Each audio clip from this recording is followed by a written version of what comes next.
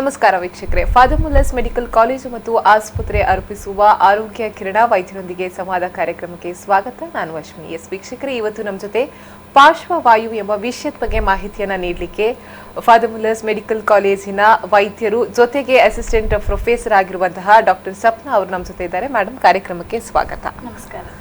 Yes madam, ಮೊದಲಿಂದಾಗಿ ಪಾರ್ಶ್ವವಾಯು ಅಂತ ಹೇಳಿದ್ರೆ ಏನು?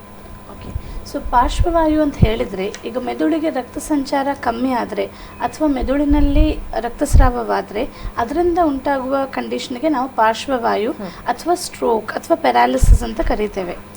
ಸೊ ಇದರ ಡೀಟೇಲ್ಸ್ ಹೇಳೋಕ್ಕೆ ಮುಂಚೆ ನಾನು 2 ನಿಮಿಷ ಜಸ್ಟ್ ಮೆದುಳಿನ ಮಹತ್ವದ ಬಗ್ಗೆ ನಿಮಗೆ ತಿಳಿಸ್ತೇನೆ. ನಮ್ಮ ದೇಹದಲ್ಲಿ ಮೆದುಳಿನ ಪ್ರಾಮುಖ್ಯತೆ ಎಷ್ಟಿದೆ ಅಂದರೆ, ನಮ್ಮ ದೇಹದ ಎಲ್ಲ ಚಟುವಟಿಕೆಗಳನ್ನು ನಮ್ಮ ದೇಹದ ಎಲ್ಲ ಅಂಗಾಂಗಗಳನ್ನು ನಿಯಂತ್ರಿಸುವ ಆರ್ಗನ್ ನಮ್ಮ ಮೆದುಳು. ಸೊ ಈಗ ಮೆದುಳಿಗೆ ಏನಾದರೂ ಹಾನಿ ಆದರೆ ಅದರ ಪರಿಣಾಮ ನಮ್ಮ ದೇಹದ ಎಲ್ಲ ಅಂಗಾಂಗಗಳ ಮೇಲೆ ಕೂಡ ಉಂಟಾಗ್ತದೆ.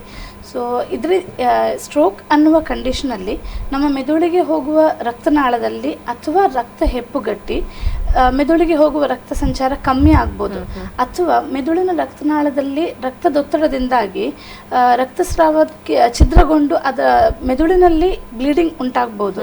ಸೊ ಇದರಿಂದಾಗಿ ಸ್ಟ್ರೋಕ್ ಅನ್ನುವ ಕಂಡೀಷನ್ ಉಂಟಾಗ್ತದೆ. ಹಾಗಂತ ಹೇಳಿದ್ರೆ ಮೆದುಳಲ್ಲಿ ಹೋಗುವಂತಹ ನಮ್ದು ಏನು ನರಗಳಿರ್ತವೆ ಅಲ್ಲಿ ಅಂದ್ರೆ ಒಂದು ಸರ್ಕ್ಯುಲೇಷನ್ ಫ್ರೀ ಆಗಿರ್ಬೇಕು ಅಂತ ಹೇಳುವಂತದ್ದು. ಇನ್ ಕೇಸ್ ಅಲ್ಲಿ ಏನಾದ್ರು ಬ್ಲಾಕ್ ಆದ್ರೆ ಅಥವಾ ಅಲ್ಲಿಂದ ರಕ್ತಸ್ರಾವ ಆದ್ರೆ ಈ ಒಂದು ಸ್ಟ್ರೋಕ್ ಬರುವಂತ ಚಾನ್ಸಸ್ ಇದೆ ಅಂತ ಹೇಳುವಂತದ್ದು. ಇದು ಉಂಟಾಗ್ಲಿಕ್ಕೆ ಕಾರಣ ಏನು ಅಂತ ಹೇಳ್ಬೋದು? ಸೊ ನಾರ್ಮಲಿ ಈಗ ಕಾರಣಗಳನ್ನು ನೋಡಿದ್ರೆ ಕೆಲವು ಕಾರಣಗಳನ್ನ ನಮ್ಗೆ ಏನ್ ಮಾರ್ಪಡಿಸ್ಲಿಕ್ಕೆ ಆಗೋದಿಲ್ಲ. ಫಾರ್ ಎಕ್ಸಾಂಪಲ್, ಈಗ ಪ್ರಾಯ ಕಳೀತಿದ್ದಂತೆ ಸ್ಟ್ರೋಕ್ ಬರುವಂತಹ ಚಾನ್ಸ್ ಜಾಸ್ತಿ ಆಗ್ತಾ ಹೋಗ್ತದೆ. ಸೊ ಸ್ಟ್ರೋಕ್ ಅನ್ನು ನಾವು ಯಂಗ್ ಇಂಡಿವಿಜುವಲ್ಸ್ ಅಲ್ಲಿ ನೋಡೋದು ತುಂಬಾನೇ ಕಮ್ಮಿ, ಅನ್ಲೆಸ್ ಅವರಿಗೆ ಬೇರೆ ಏನಾದರೂ ಕಾಯಿಲೆಗಳಿದ್ರೆ. So as age passes stroke ಬರುವ ಚಾನ್ಸಸ್ ಜಾಸ್ತಿ ಆಗ್ತವೆ. ಸೊ ಅದರ ಬಗ್ಗೆ ನಮಗೆ ಏನು ಚೇಂಜಸ್ ಮಾಡ್ಕೊಳ್ಳೋಕೆ ಆಗಲ್ಲ. ಆದರೆ ಮಾರ್ಪಡಿಸಬಹುದಾದಂತಹ ಕೆಲವು ಕಾರಣಗಳಿವೆ. ಈಗ ಡಯಾಬಿಟೀಸ್, ಹೈಪರ್ಟೆನ್ಷನ್, ಕೊಲೆಸ್ಟ್ರಾಲ್, ಹೈಪರ್ಕೊಲೆಸ್ಟ್ರಾಲಿಮಿಯಾ ಅಂತ ಹೇಳ್ತೇವೆ. ಅಂದರೆ ದೇಹದಲ್ಲಿ ಕೊಲೆಸ್ಟ್ರಾಲ್ ಪ್ರಮಾಣ ಜಾಸ್ತಿ ಇರುವಂತಹ ಕಂಡೀಷನ್, ಹೈಪರ್ಕೊಲೆಸ್ಟ್ರಾಲಿಮಿಯಾ. ಸೊ ಇಂತಹ ಕಂಡೀಷನ್ಸ್ಗಳಲ್ಲಿ ಸ್ಟ್ರೋಕ್ ಬರುವಂತಹ ಚಾನ್ಸಸ್ ಸಾಮಾನ್ಯ ಜನರಿಗೆ ಹೋಲಿಸಿದ್ರೆ ತುಂಬಾನೇ ಜಾಸ್ತಿ ಆಗಿರ್ತದೆ, ಒಂದು 10 ಪಟ್ಟು ಜಾಸ್ತಿ ಅಂತ ಹೇಳ್ಬೋದು. ಇದಲ್ಲದೆ ಕೆಲವು ಚಟಗಳಿದ್ದವರಲ್ಲಿ, ಫಾರ್ ಎಕ್ಸಾಂಪಲ್ ಧೂಮಪಾನ ಅನ್ನುವಂತಹ ದುಶ್ಚಟಗಳಿರುವವರಲ್ಲಿ ಸ್ಟ್ರೋಕ್ ಬರುವಂತಹ ಚಾನ್ಸಸ್ ತುಂಬಾ ಜಾಸ್ತಿ ಆಗಿರ್ತವೆ. ಯಾವ ಒಂದು ಕಾರಣಕ್ಕಾಗಿ ಜಾಸ್ತಿ ಆಗ್ತದೆ ಅದು ಅಂತ ಹೇಳಿದ್ರೆ, ಈಗ ನಾವು ಡಯಾಬಿಟೀಸ್ ಅನ್ನು ತಗೊಳ್ಳುವ. ಡಯಾಬಿಟೀಸ್ ಕಾಯಿಲೆಯಲ್ಲಿ ನಮ್ಮ ದೇಹದಲ್ಲಿ ಡಯಾಬಿಟೀಸ್ ಅನ್ನುವ ಕಾಯಿಲೆ ನಮ್ಮ ದೇಹದ ಹಲವಾರು ಅಂಗಾಂಗಗಳಲ್ಲಿ ಚೇಂಜಸ್ ಅನ್ನ ಬೀರ್ತದೆ. ಸೊ ಈ ಎಲ್ಲ ಪರಿಣಾಮಗಳಿಂದಾಗಿ ಹೈಪರ್ಟೆನ್ಷನ್ ಪ್ರಾಬ್ಲಮ್ಸ್ ಬರಬಹುದು. ಅದಲ್ಲದೆ ನಮ್ಮ ದೇಹದಲ್ಲಿ ನಮ್ಮ ರಕ್ತನಾಳಗಳಲ್ಲಿ ಕೆಲವು ಚೇಂಜಸ್ ಉಂಟಾಗ್ತದೆ. ಸೊ ಇದೆಲ್ಲ ಸ್ಟ್ರೋಕ್ ಉಂಟಾಗುವ ಚಾನ್ಸಸ್ ಅನ್ನ ಜಾಸ್ತಿ ಮಾಡ್ತವೆ. ಅದಲ್ಲದೆ ಹೈಪರ್ಟೆನ್ಷನ್, ಈಗ ರಕ್ತದೊತ್ತಡ ಜಾಸ್ತಿ ಆಗುವಾಗ ನಮ್ಮ ರಕ್ತನಾಳಗಳು ಸಡನ್ ಆಗಿ ರಪ್ಚರ್ ಆಗಿ ಮೆದುಳಿನ ಒಳಗಡೆ ರಕ್ತಸ್ರಾವ ಆಗಬಹುದು. ಸೊ ಹೈಪರ್ಟೆನ್ಷನ್ ಮೆದುಳಿನ ಒಳಗಡೆ ರಕ್ತಸ್ರಾವ ಉಂಟಾಗ್ಲಿಕ್ಕೆ ಒಂದು ಪ್ರಮುಖ ಕಾರಣವಾಗಿದೆ. ಅದಲ್ಲದೆ ಈಗ ನಾವು ಹೈಪರ್ಕೊಲೆಸ್ಟ್ರಾಲಿಮಿಯಾ ಅಥವಾ ಕೊಲೆಸ್ಟ್ರಾಲ್ ಜಾಸ್ತಿ ಆಗುವಂತಹ ಕಂಡೀಷನ್ಸ್ ಅನ್ನ ತೆಗೆದ್ರೆ ಅದು ನಮ್ಮ ರಕ್ತನಾಳಗಳಲ್ಲಿ ಡೆಪಾಸಿಟ್ ಆಗಿ ನಮ್ಮ ರಕ್ತನಾಳಗಳಲ್ಲಿರುವ ಪ್ರೆಷರ್ ಅನ್ನ ಜಾಸ್ತಿ ಮಾಡ್ತದೆ. ಸೊ ಅದರಿಂದಾಗಿ ಸ್ಟ್ರೋಕ್ ಬರುವಂತಹ ಚಾನ್ಸಸ್ ಇವೆ. ಹೌದು. ಇನ್ನು TIA ಅಂತ ಹೇಳುವಂತ ವರ್ಡ್, ಸೊ ಹಾಗಂತ ಹೇಳಿದ್ರೆ ಏನು ಅಂತ ಹೇಳಿ? ಓಕೆ, TIA ಅಥವಾ ಟ್ರಾನ್ಸಿಯಂಟ್ ಇಸ್ಕಿಮಿಕ್ ಅಟ್ಯಾಕ್. ಸೊ ಈ ಕಂಡೀಷನ್ ಏನಂದ್ರೆ, ಮೆದುಳಿಗೆ ತಾತ್ಕಾಲಿಕವಾಗಿ ರಕ್ತ ಸಂಚಾರ ಕಮ್ಮಿ ಆದ್ರೆ ಅದು ಮೇ ಬಿ ಕೆಲವು ನಿಮಿಷಗಳಿಗಿರಬಹುದು ಅಥವಾ 1-2 ಗಂಟೆಗಳಿಗಿರಬಹುದು. ಸೊ ತಾತ್ಕಾಲಿಕವಾಗಿ ಮೆದುಳಿಗೆ ರಕ್ತ ಸಂಚಾರ ಕಮ್ಮಿ ಆಗಿ ಮತ್ತೆ ತನ್ನಷ್ಟಕ್ಕೆ ಅದು ಸರಿ ಆಗ್ತದೆ. ಸೊ ಅಂತಹ ಟೈಮಿನಲ್ಲಿ ಜನರಿಗೆ ಕೆಲವು ಲಕ್ಷಣಗಳು ಅನುಭವವಾಗ್ತದೆ, ಅದು ತನ್ನಷ್ಟಕ್ಕೆ ಮತ್ತೆ ನಾರ್ಮಲ್ ಆಗಿಬಿಡ್ತದೆ. ಸೊ ಈ ಕಂಡೀಷನ್ಗೆ ನಾವು TIA ಅಂತ ಹೇಳ್ತೇವೆ. ಈ ಟ್ರಾನ್ಸಿಯಂಟ್ ಇಸ್ಕಿಮಿಕ್ ಅಟ್ಯಾಕ್ಸ್ ಇಂಪಾರ್ಟೆನ್ಸ್ ಏನಂದ್ರೆ, ಇದು ಕಂಡು ಬರುವ ಜನರಲ್ಲಿ ಸ್ಟ್ರೋಕ್ ಬರುವ ಚಾನ್ಸ್ ತುಂಬಾನೇ ಜಾಸ್ತಿ. ಸೊ ಫ್ಯೂಚರ್ ಅಲ್ಲಿ ಸ್ಟ್ರೋಕ್ ಬರಬಹುದು ಅಂತ ತೋರಿಸುವಂತಹ ಅಪಾಯ ಚಿಹ್ನೆಗಳು ಈ ಟ್ರಾನ್ಸಿಯಂಟ್ ಇಸ್ಕಿಮಿಕ್ ಅಟ್ಯಾಕ್ಸ್. ಸೊ ಇದರಲ್ಲಿ ಸಡನ್ ಆಗಿ ಜನರಿಗೆ ಕೈ ಕಾಲಿದ್ದು ಬಲಹೀನತೆ ಆಗಬಹುದು, ಅಥವಾ ಸಡನ್ ಆಗಿ ಮಾತು ನಿಂತು ಹೋಗಬಹುದು, ಮೆಂಟಲ್ ಕನ್ಫ್ಯೂಷನ್ ಇರಬಹುದು, ಸಡನ್ ಆಗಿ ಕೈಕಾಲುಗಳಲ್ಲಿ ಮರಗಟ್ಟಿದ ಹಾಗೆ ಅನಿಸೋದು, ಅಥವಾ ತುಂಬ ಕೋಲ್ಡ್ ಸೆನ್ಸೇಷನ್ ಸಡನ್ ಆಗಿ ಬರೋದು, ಈ ಎಲ್ಲ ಲಕ್ಷಣಗಳು ಬಂದು ಮತ್ತೆ ತನ್ನಷ್ಟಕ್ಕೆ ಸರಿಯಾಗ್ತವೆ. ಎಕ್ಸಾಕ್ಟ್ಲಿ, ಕೆಲವು ನಿಮಿಷಗಳ ಮೇಲೆ ಅದು ತನ್ನಷ್ಟಕ್ಕೆ ಸರಿಯಾಗ್ತವೆ. ಸೊ ಇದಕ್ಕೆ ನಾವು ಟ್ರಾನ್ಸಿಯಂಟ್ ಇಸ್ಕೆಮಿಕ್ ಅಟ್ಯಾಕ್ಸ್ ಅಂತ ಹೇಳ್ತೇವೆ. ಎಸ್, ನೀವೇನು ಹೇಳಿದ್ರಿ, ಪಾರ್ಶ್ವವಾಯು ಜಾಸ್ತಿಯಾಗಿ ಕೇವಲ ಒಂದು ಏಜ್ಡ್ ಪೀಪಲ್ ಅಲ್ಲಿ ಮಾತ್ರ ಕಾಣುವಂತದ್ದು ಅಂತ ಹೇಳಿ. ಎಸ್, ಇದ್ರ ಬಗ್ಗೆ ಇನ್ನಷ್ಟು ಹೆಚ್ಚಿನ ಮಾಹಿತಿಯನ್ನ ಪಡ್ಕೊಳ್ಳೋಣ. ಅಥವಾ ಅದಕ್ಕೂ ಮುಂಚೆ ಆರೋಗ್ಯ ಕಿರಣದಲ್ಲಿ ಒಂದು ಪುಟ್ಟ ವಿರಾಮ.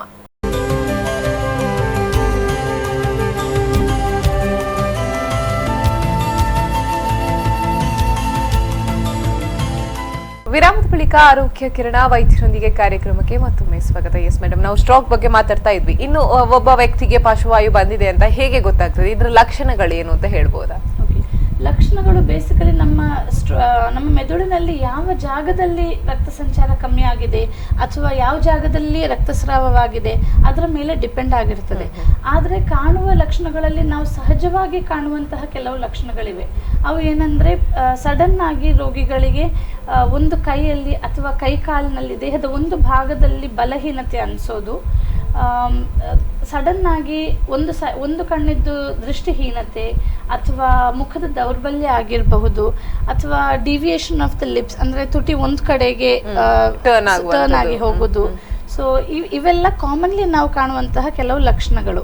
ಇದಲ್ಲದೆ ಬೇರೆ ಲಕ್ಷಣಗಳಂದ್ರೆ, ನಡೆಯುವಾಗ ಅವರಿಗೆ ತುಂಬಾ ತಲೆ ಸುತ್ತೋದು, ಅವರಿಗೆ ತೀರಾ ನಡಿಲಿಕ್ಕಾಗದೆ ಇರೋದು, ಓಲಾಡೋದು, ಹೌದು, ನಡೆಯುವಾಗ ಓಲಾಡೋದು, ಇದೆಲ್ಲ ಕಾಮನ್ಲಿ ನಾವು ಕಾಣುವಂತಹ ಲಕ್ಷಣಗಳು.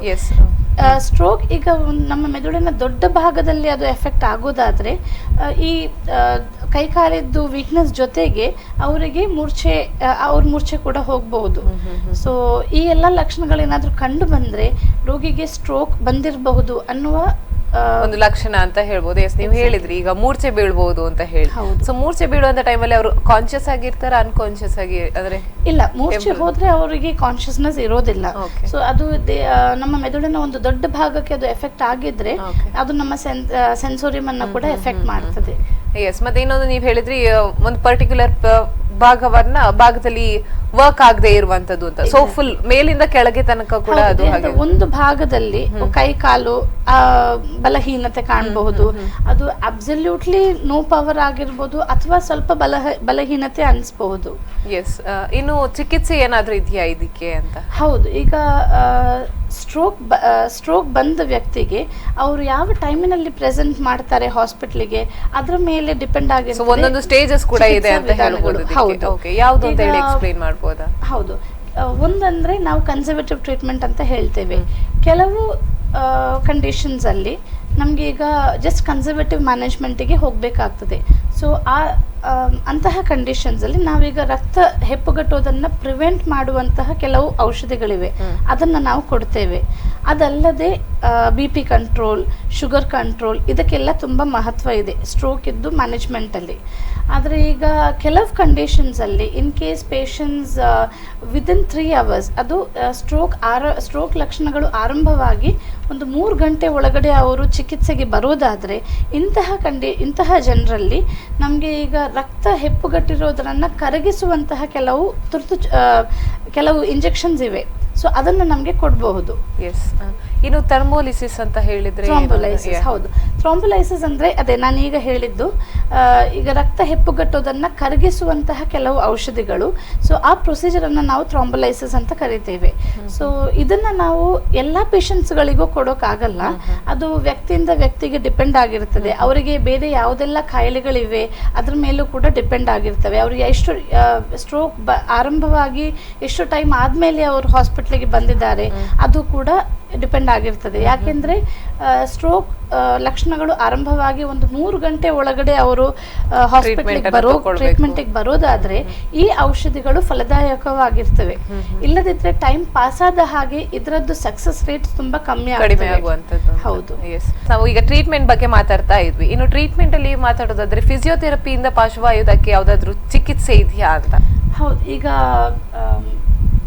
ಒಮ್ಮೆ ಸ್ಟ್ರೋಕ್ ಬಂದ ಪೇಷಂಟ್ಸಿಗಾದ್ರೆ ಈಗ ನಾವು ಕೊಡುವ ಮದ್ದುಗಳು ಇದರ್ ರಕ್ತ ಹೆಪ್ಪುಗಟ್ಟಿರೋದನ್ನ ಕರಗಿಸುವಂತಹ ಮದ್ದುಗಳಾಗಿರಬಹುದು, ಅಥವಾ ರಕ್ತ ಹೆಪ್ಪುಗಟ್ಟೋದನ್ನ ಪ್ರಿವೆಂಟ್ ಮಾಡುವಂತಹ ಮದ್ದುಗಳು.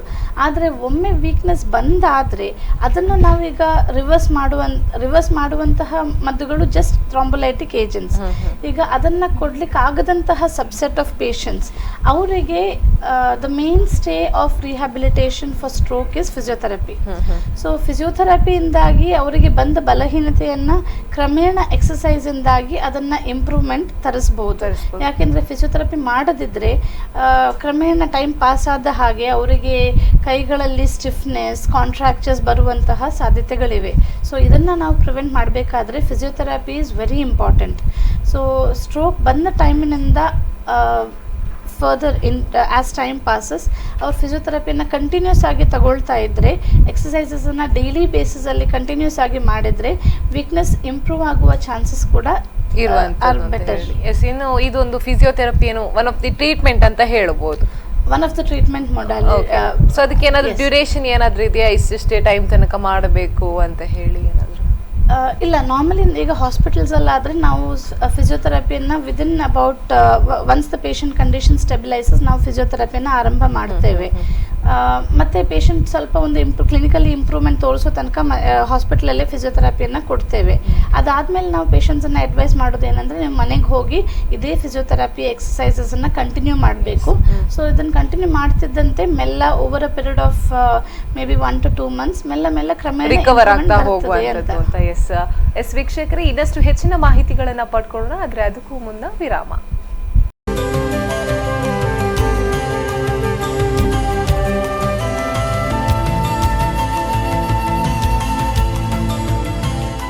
ವಿರಾಮದ ಬಳಿಕ ಆರೋಗ್ಯ ಕಿರಣ ವೈದ್ಯರೊಂದಿಗೆ ಸಂವಾದ ಕಾರ್ಯಕ್ರಮಕ್ಕೆ ಮತ್ತೊಮ್ಮೆ ಸ್ವಾಗತ. ಎಸ್ ಡಾಕ್ಟರ್, ನಾವು ಮಾತಾಡ್ತಾ ಇದ್ವಿ, ಸ್ಟ್ರೋಕ್ ಬಗ್ಗೆ ಮಾತಾಡ್ತಾ ಇದ್ವಿ. ಇನ್ನು ನೀವು ಹೇಳಿದ್ರಿ ರಕ್ತಸ್ರಾವದಿಂದ ಅಥವಾ ರಕ್ತ ಸಂಚಾರದಲ್ಲಿ ಏನಾದ್ರೂ ಬ್ಲಾಕ್ ಆದ್ರೆ ಈ ಒಂದು ಸ್ಟ್ರೋಕ್ ಬರುವಂತಹ ಚಾನ್ಸಸ್ಗಳು ಜಾಸ್ತಿ ಇವೆ ಅಂತ ಹೇಳಿದ್ರಿ. ಯಾವ ಒಂದು ರೀಸನ್ ಜಾಸ್ತಿ ಇದೆ ಈಗ ಇಂಡಿಯಾದಲ್ಲಿ ನಾವು ನೋಡೋದಾದ್ರೆ?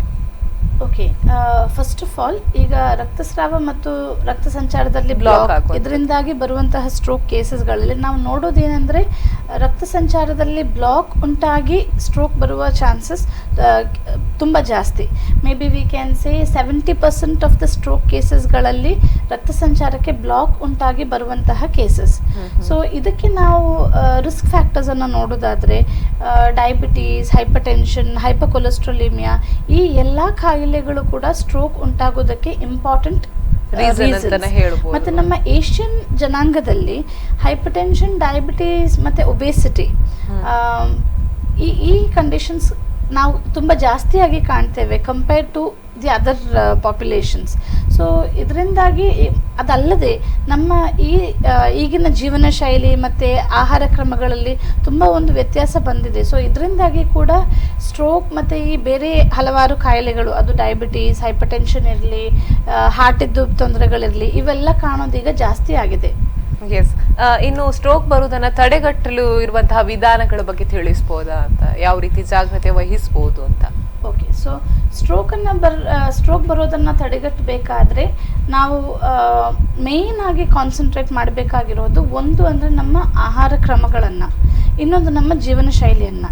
ಸೊ ನಮ್ಮ ಆಹಾರ ಕ್ರಮಗಳಲ್ಲಿ ಜಾಸ್ತಿ ಕೊಲೆಸ್ಟ್ರಾಲನ್ನು ಜಾಸ್ತಿ ಮಾಡುವಂತಹ food stuffs, high calorie foods, high content of fat ಇರುವಂತಹ ಫುಡ್ಸ್, ಸೊ ಇದನ್ನೆಲ್ಲ ಸ್ವಲ್ಪ ಕಮ್ಮಿ ಮಾಡಿ ನಿಯಂತ್ರಣದಲ್ಲಿ ಇಟ್ಕೊಂಡು ನಮ್ಮ ಆಹಾರದಲ್ಲಿ ಅಡಿಕ್ವೇಟ್ ಪ್ರಮಾಣದಲ್ಲಿ ವೆಜಿಟೇಬಲ್ಸನ್ನು, ಫ್ರೂಟ್ಸನ್ನು ಬಳಸಬೇಕು.